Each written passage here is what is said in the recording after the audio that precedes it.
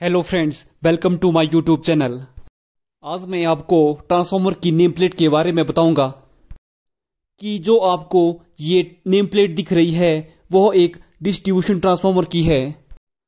तो इसके बारे में जानेंगे कि इसमें क्या क्या चीजें दी होती है और हम लोग यह भी सीखेंगे कि ट्रांसफार्मर की रेटिंग कैसे निकालते हैं। जैसे इसमें दिया हुआ है कि यह एक 25 kVA का ट्रांसफार्मर है, तो हम जानेंगे कि इसकी प्राइमरी वोल्टेज, प्राइमरी करंट तथा सेकेंडरी वोल्टेज, सेकेंडरी करंट कैसे निकालते हैं। सबसे पहले हम देखेंगे कि ट्रांसफार्मर क्या होता है और इसका काम क्या होता है। ट्रांसफार्मर एक स्टेशनरी डिवाइस है।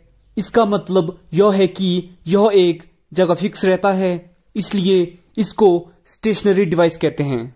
यह पावर को ट्रांसमिट करता है, ट्रांसफर करता है एक सर्किट से दूसरे सर्किट में विदाउट चेंज इन फ्रीक्वेंसी। उसे हम ट्रांसफार्मर कहते हैं। जैसा कि ट्रांसफार्मर एक सर्किट हुआ तो दूसरा सर्किट आपका घर होता है, तो यह क्या करता है कि इलेक्ट्रिकल पावर को आपके घर तक पहुंचाता है, एक सर्किट से दूसरे सर्किट तक ट्रांसमिट करता है। तो दोस्तों, यही एक ट्रांसफार्मर का काम होता है। जैसा कि ट्रांसफार्मर में हमने पढ़ा है कि ट्रांसफार्मर में दो वाइंडिंग होती है, प्राइमरी वाइंडिंग और सेकेंडरी वाइंडिंग। प्राइमरी साइड होती है दोस्तों जहां से आप इनपुट देते हैं। जो डिस्ट्रीब्यूशन ट्रांसफार्मर होता है उसमें हम इनपुट 11,000 वोल्ट देते हैं, तो इस साइड का प्राइमरी साइड को हम बोलते हैं हाई वोल्टेज साइड। दूसरा सेकेंडरी साइड होती है दोस्तों जहां हमें आउटपुट मिलती है। आउटपुट हमें 433 वोल्ट मिल रही है, जैसा कि आप नेम प्लेट में देख सकते हैं। दोस्तों, सेकेंडरी साइड को हम लो वोल्टेज साइड भी कहते हैं। नेम प्लेट में आप देख सकते हैं कि, और इसमें आप एम्पियर रेटिंग भी देख सकते हैं।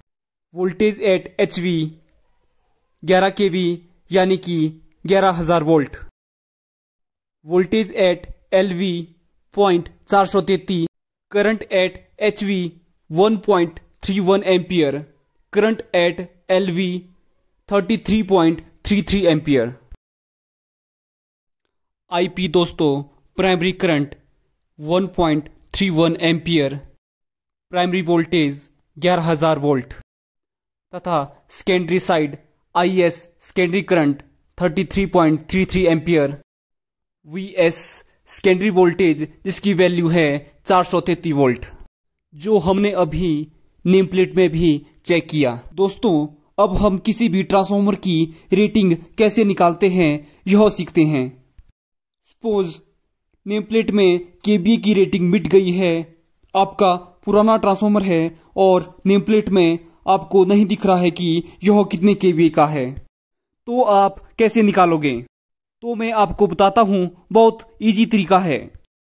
उसके लिए आपको चाहिए, जैसे कि ट्रांसफार्मर की नेम प्लेट में आपको दिया है primary voltage 11,000 volt, primary current 1.31 ampere, तो देखिए हम इन दो डाटा से कैसे केवीए की रेटिंग निकालते हैं। तो एक फॉर्मूला आपने याद रखना है, पावर इक्वल टू √3 VI। ये फॉर्मूला हम कब यूज करते हैं? जब 3 फेज का ट्रांसफार्मर होता है तब। अगर आपके पास सिंगल फेज का ट्रांसफार्मर है तो आप P = VI लिखते हैं, पर ये 3 फेज का ट्रांसफार्मर है इसलिए हम यूज करेंगे P = √3 VI। तो हम √3 इंटू V इंटू I को मल्टीप्लाई करते हैं। जैसा कि दोस्तों, प्राइमरी वोल्टेज 11,000 वोल्ट है, प्राइमरी करंट 1.31 है, इनको मल्टीप्लाई करने के बाद हमें 24958.12 वोल्ट एम्पियर मिलता है। बट हमें तो केवीए में निकालना है, पर ये वोल्ट एम्पियर में दिया है, तो आपको उसे 1000 से डिवाइड करना है तो केवीए में आ जाएगा। तो ये कितना आ रहा है दोस्तों? 24.95, अप्रोक्सीमेटली 25 kVA। तो ऐसे हम केवीए की रेटिंग निकाल सकते हैं। दोस्तों, प्राइमरी वोल्टेज और प्राइमरी करंट की सहायता से इस तरह आप केवी की रेटिंग निकाल सकते हैं। दोस्तों, आप सेकेंडरी साइड से भी वैल्यू निकाल सकते हैं। अगर आपको सेकेंडरी वोल्टेज सेकेंडरी करंट पता हो तो भी आप √3 VI फॉर्मूला को यूज करके वैल्यू को निकाल सकते हैं। सपोज आपको पता है कि ट्रांसफॉर्मर की रेटिंग 25 kVA है और इसकी वोल्टेज ST साइड में 11000 वोल्ट है, तो भी आप फॉर्मूला की सहायता से HV करंट को इजीली निकाल सकते हैं। Power is equal to √3 V × I। P की वैल्यू आपको पता है, HV वोल्टेज भी आपको पता है, करंट को आप इस फॉर्मूले की मदद से निकाल सकते हैं। वैसे ही आप फॉर्मूला की सहायता से ट्रांसफॉर्मर की रेटिंग इन केवी, वोल्टेज, करंट, HV साइड हो या LV साइड इजीली निकाल सकते हैं। दोस्तों, फ्रीक्वेंसी आपका होता है 50 हर्ट्ज। इंडिया में जो हम यूज करते हैं वो 50 हर्ट्ज फ्रीक्वेंसी यूज करते हैं। बाकी और भी काफी कंट्री है जहां 60 हर्ट्ज यूज करते हैं, क्योंकि उसको उसी के लिए डिजाइन किया जाता है।